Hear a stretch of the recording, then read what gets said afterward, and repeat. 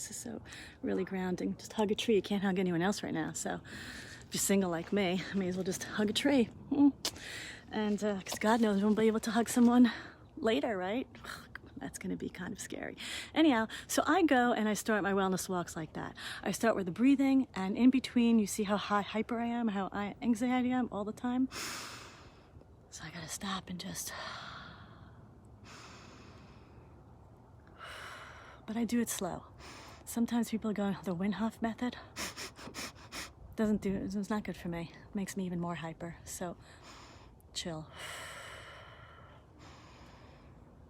Yeah, I'm already feeling better. That's much better. I just calm myself down. I need to calm myself all the way down. So I do that. And then when I walk, which I can't right now because I keep losing connection, but when I walk, it also relaxes. My mind starts to clear, and I wonder, every time I take a walk in the park, after about 20 minutes, that's when the best thoughts come through, and I just figure everything out. And I'm like, whoa, that really works. And it really is science-backed. If you look at what's called ecotherapy, look that up, look at nature therapy. In fact, I was looking at a program last night that was talking about how we want to now collaborate with all the parks and then get the insurance companies on board so that they will be able to give that as a benefit and pay for some walks, pay for nature as medicine, because soon, now that we're all indoors, we may actually realize that that is really healing. Just allowing to be with nature, to enjoy and appreciate it. Now, I always wondered when I was on the beach, and I love the beach, I'm the total beach lover, why did I always fall asleep when I just, like, after 20 minutes, I would just totally fall asleep on the beach? And I never understood why until I realized when I looked into the ecotherapy and nature therapy and started working with it, it just completely relaxes and balances and grounds your system.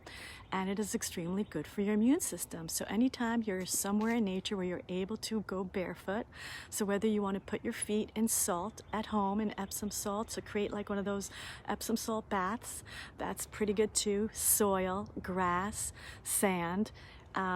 Do that. You'll see after 20-30 minutes, you'll see a difference for sure.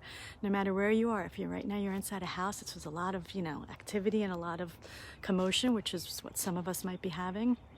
Sit in the bathroom for all you care with like a little, soak your feet in the tub or whatever you might have with some salt. Maybe bring soil from somewhere, maybe bring sand from somewhere, or go hug a tree, go hang out on a tree. Hi, Ema. My mom just joined us, even though she's right here on the terrace. So now what you have to do, what I would suggest to do, is come next to the tree and join me for my next future virtual wellness walks. I also am going to be creating some virtual workshops showing how to bring nature indoors and de-stressing, relieving anxiety, lift your mood, and strengthen your immune system, while also creating higher productivity. So that now, while we have to actually be indoors, we also have to work indoors and work around people and work around all sorts of things that might create a lot of stress for us. So we have to learn how to just chill out.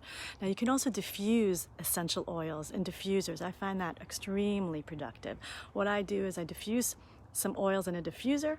I'll sometimes have this little jar or my little sachet that I put on my heart, or I smell when I'm inside. I open a window. I hope to have some sort of a nature view, and if I don't, I look at the photographs that I've taken of nature. So right now I don't have that, but I wanted to show you the magnolia. I'm going to go back there. Hopefully I will not get disconnected because it's so gorgeous. And let's see what we have here. Wait. Ema, I hear myself. Okay. That is so, well, get lost. Okay, I can only stand here then. Anyhow, that's such a beautiful view that I have.